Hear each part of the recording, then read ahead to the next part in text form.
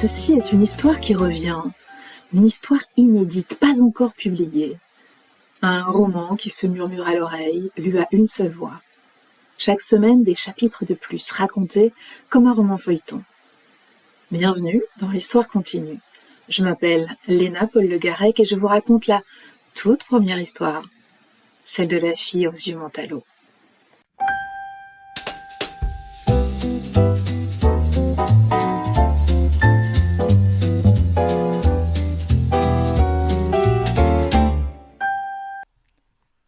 Chapitre 4. L'air, saturé de silence, je le comble par nos conversations imaginaires. Chaque repas, je dresse la table sur la toile cirée, dispose une assiette pour toi à ta place préférée, face à la fenêtre. De là, tu peux voir le jardin, et chaque soir, avant de me coucher, je tapote ton oreiller. Je sais que tu aimes cette sensation de te poser sur un coton nuageux, qui déjà t'élève vers le sommeil. Je te parle, mon Adrien, sautant à mon habitude d'un sujet à l'autre. Je te dis l'ombre que font les auvents du marché, la floraison du laurier rose et des hortensias bleues, les nouveaux rideaux brodés de la voisine d'en face, l'odeur de la lessive à la lavande. Et toi, tu me réponds, sans un soupir, avec une patience d'ange, en chuchotant au cœur de ma joue. Ces monologues à haute voix où tu continues d'être mon meilleur confident, le seul, l'unique. C'est pour me désennuyer des jours vides. Adrien, mon Adrien, je n'ai jamais dit mon mari, ni même prononcé mon époux. Tu as toujours été mon Adrien.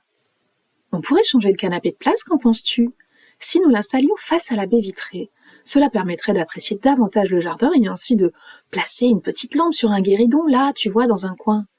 On s'en occupera dimanche, d'accord? À moins qu'il ne fasse beau. Nous irons marcher.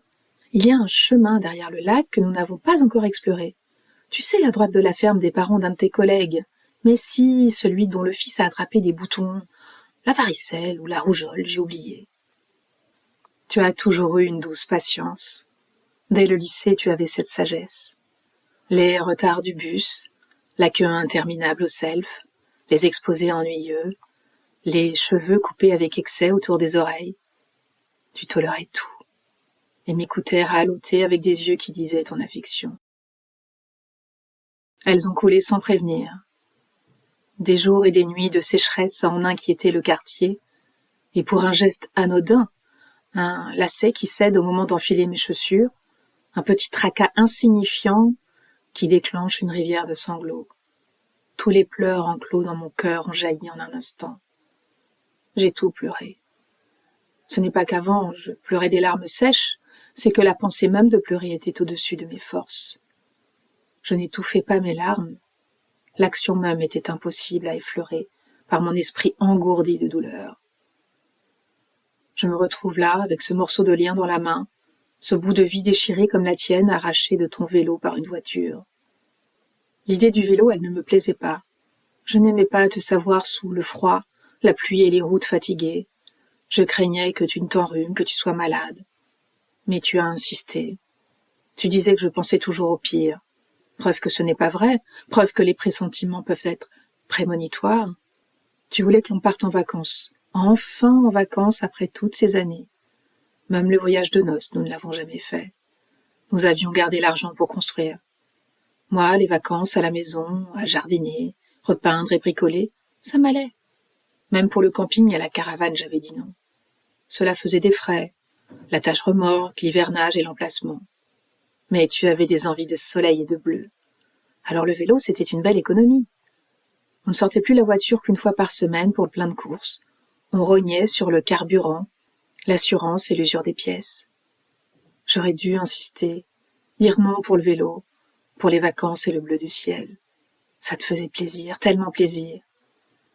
Tu l'as payé cher, mon Adrien, d'avoir un rêve comme les autres. Tu ne verras ni le bleu ni la retraite, ni le soleil ni le repos. Désormais, dès que je vais te voir dans ton abri de pierre, je pleure. Je laisse couler ma peine et mes prières. Je nettoie, enlève les fleurs mises par inadvertance et caresse le granit du bout des doigts.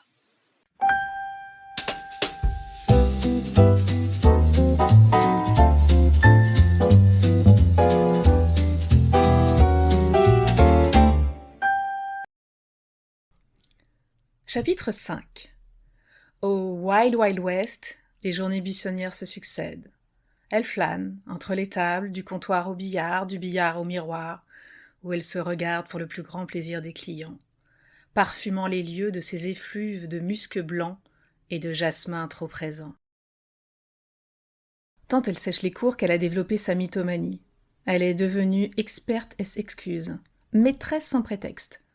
Absence fallacieuse, faux billets de retard, rendez-vous médicaux et variés, pannes diverses et souvent coincées, ascenseur, embouteillage ou dans une tenue trop étroite.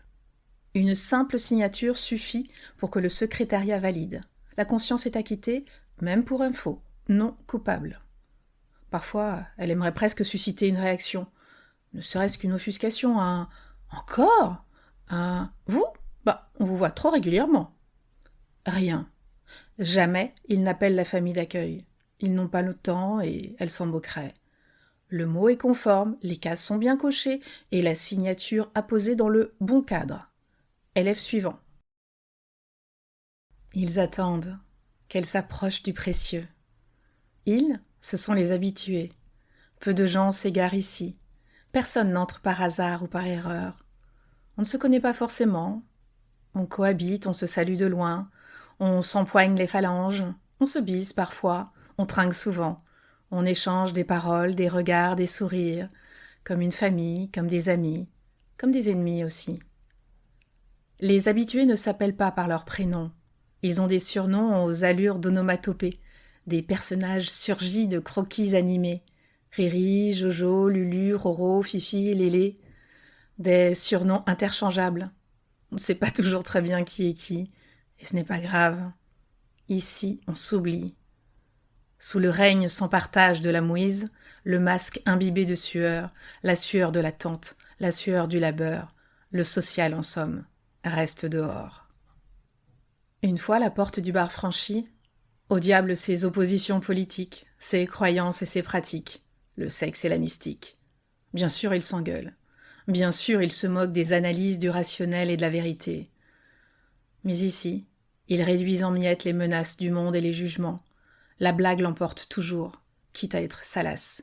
Ici, ils partagent dans un même lieu des moments de drapeau blanc, des parenthèses légères, des bouffées d'oxygène, des taffes anti-haine, des lueurs passagères.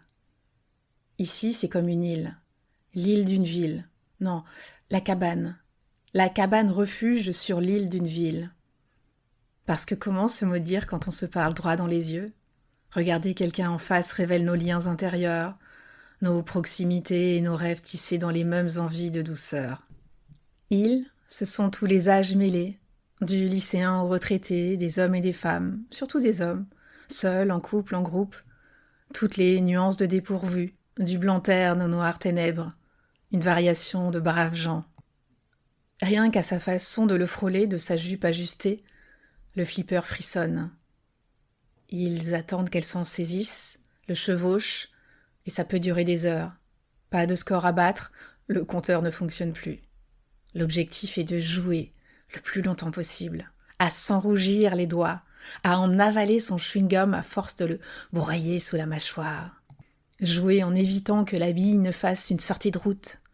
Elle commence à avoir une sacrée dextérité. Elle maîtrise des passes de plus en plus précises. Elle calcule la force à exercer sur le ressort, la juste pression de la main pour une trajectoire parfaite sur le plateau. Le parcours de la boule n'a plus de secret pour elle. Mike a vite compris. Elle irradie les lieux. Elle répand aux quatre coins de la salle ses atomes joyeux. Elle fait rester les clients. Elle enflamme et l'atmosphère et son chiffre d'affaires. Alors, les jours où son précieux tombe en panne, ce qui est fort fréquent, il quitte son bar et le répare séance tenante, sur le champ. Il a tout un tas de pièces détachées d'avance. C'est comme ça qu'elle a commencé à passer derrière le comptoir. Elle n'est pas serveuse, elle dépanne le patron. Elle ravaude son oisiveté. À ce moment-là, en franchissant l'autre côté du zinc, on s'est rendu compte que personne ne connaissait son prénom.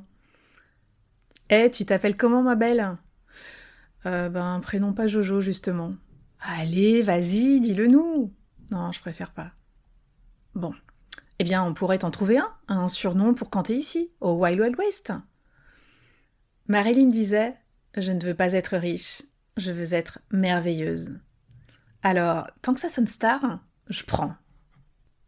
Pendant presque 1 heure, les clients lui ont proposé des pseudos. Rien n'allait.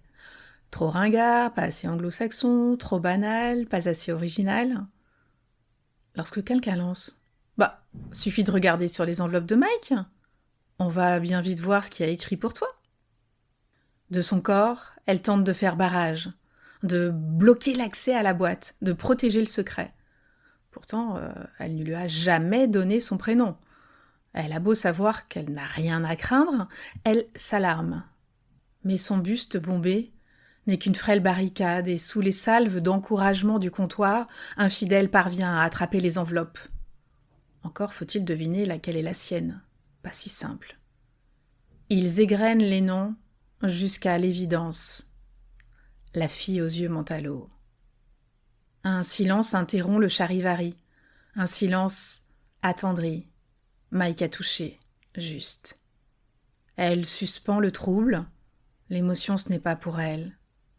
C'est vachement trop long, vous trouvez pas ? Et les voilà repartis en conjecture. Elle s'affine jusqu'à cette suggestion. On pourrait t'appeler Mint ? Mieux, ajoute un autre, Minty. Minty West, s'écrie-t-elle, un bras élancé vers le ciel. Un jour non pas de renaissance mais de naissance, d'éveil.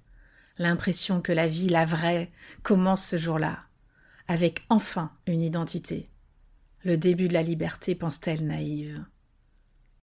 Elle attrape une craie blanche. Et sur le tableau noir, à la place du plat du jour qu'elle efface de l'éminence de sa main, là où se forme la ligne du cœur, elle écrit son nom victorieuse. Minty West est devenue l'étoile incandescente de ce bar de quartier, à l'ouest du monde.